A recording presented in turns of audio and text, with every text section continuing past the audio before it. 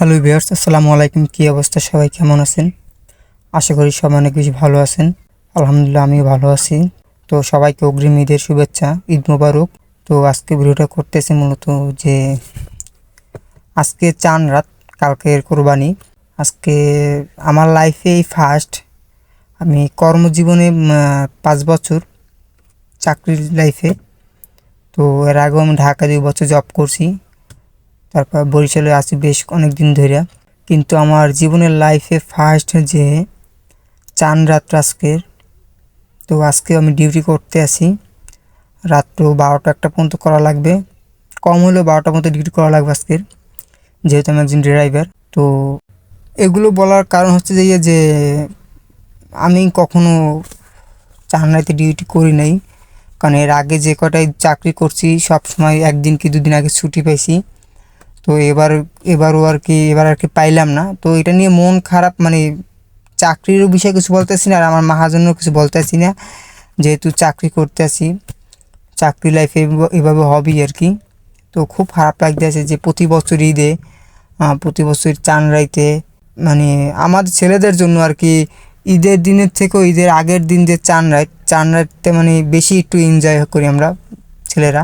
চান রাত আর যে ঈদের দিন রাত্রবেলা, এই দুইটা টাইমই আমরা দুইটা রাত্রই মানে সবচেয়ে বেশি এনজয় করি, যেটা ঈদের দিনও করি না। যেমন আজকে রাতে আমরা গতবার ঈদে আজকে রাতে আমরা সবথেকে বেশি ঘোরাফেরা করতাম, অনেক জায়গায় ঘুরতে যেতাম, বন্ধুরা মিলে চিল করতাম, আড্ডা দিতাম এক জায়গায় বসে। এই আবার কালকের দিন সারাদিন ঘুমাইতাম, আবার রাত্রবেলা সবাই মিলে আড্ডা দিতাম। তো এভাবেই আমাদের দিন কাটতো, বছরগুলো মানে প্রতিটা ঈদ কাটতো, ঈদ কোরবানি।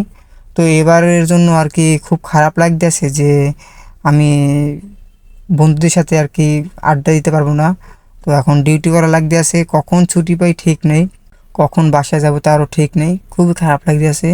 তো এইটাই আর কি শেয়ার করতে চাই যে আসলে মানে চাকরির জীবন আসলে সব কিছুই কায়রা নেয়, সব কিছু। যেমন মনে করেন যে আমি যখন বেকার ছিলাম, যখন স্টুডেন্ট ছিলাম, যখন মানে মন যেইটা চাইতো, যেদিকে মন চাইতো ওদিকে চলে যেতাম, বন্ধু বান্ধবের সাথে ঘুরতে চলে যেতাম, কত জায়গায় বেড়াইতে যাইতাম।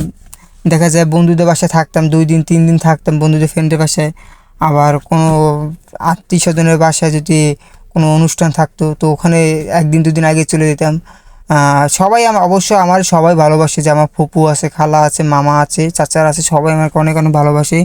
যদি আমাদের ফ্যামিলিতে চাচা, খালা, ফুপু, মামা এদের ফ্যামিলিতে যদি কোনো অনুষ্ঠান হয়তো, যে কোনো ধরনের অনুষ্ঠান, তো আমি 1 দিন 2 দিন আগে আমি যাইতাম।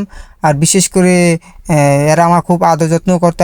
আমি ছাড়া এইসব অনুষ্ঠান জমতো না। যেমন ফুপু বাড়ি আমি না গেলে অনুষ্ঠান জমতো না প্রায়, তারপর খালা বাড়ি, তারপর চাচা বাসায়, মামার বাসায়, মানে সব জায়গায় আর কি আমি থাকতাম।